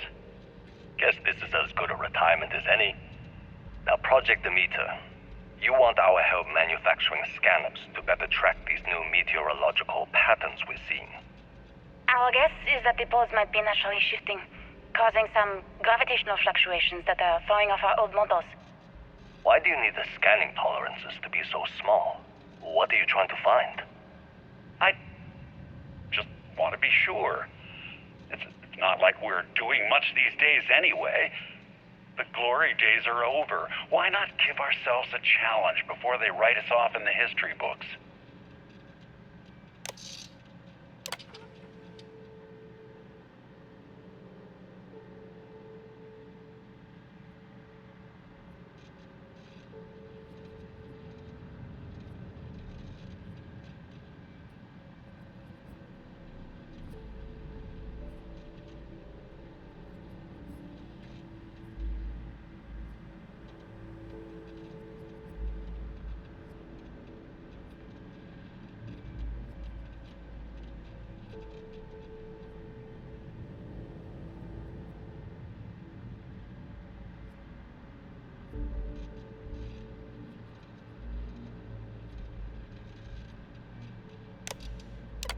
know what I'm seeing, Victor. The data coming back from the satellites is very clear. It's the grav drives. All those jumps from the moon. At this rate, Earth's atmosphere is going to start sputtering out into space. Can the drives be fixed? I'm working on some designs that should discreetly solve the problem, under the guise of an emergency update to the fueling pumps. We're talking about the end of Earth, and you're trying to be subtle about it. Judith, the last thing we need is people losing faith in grav drive technology. That might be our only option. To what? Are you seriously saying we should abandon Earth? The timeline is under 50 years. A blink of an eye for a planet, but more than enough time for a human exodus.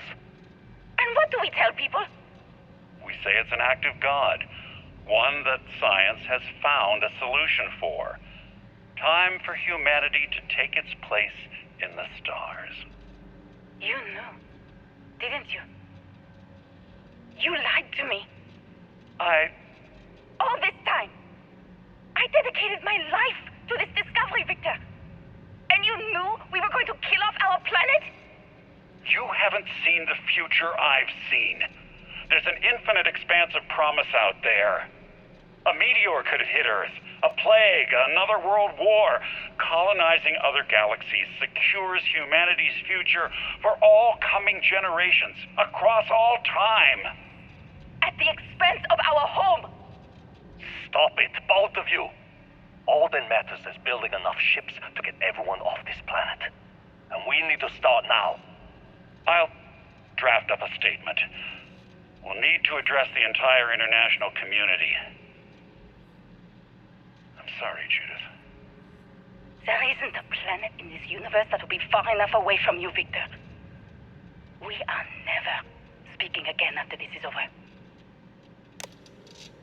My name is Dr. Victor Isa. And if you're listening to this, then you probably already know the truth. I was young when I first headed the retrieval team of an odd gravitational anomaly on Mars. But I kept what really happened that day hidden from everyone except one other person. Even she didn't believe me at first. But I have no reason to lie to anyone now, so I hope you'll accept this confession, whoever you are. When I touched the anomaly, I experienced 12 days of lost time. I met myself. And at the core of the first drive. He told me everything that has since come true. The grav drive equations, the tests on the moon, Earth's atmosphere sputtering away because of what we had done. But he also told me about a city thriving on a planet orbiting a distant star. Human culture, art, music, lifestyles evolving and shining brightly across all of space. What price would I be willing to pay for that future? Maybe you don't believe me. Maybe Judith was right and I'm just a coward who wants to believe his mistakes were justified. But everyone has forgotten about the real origins of the grav drive, this artifact from Mars. I hope you make better use of it than I did.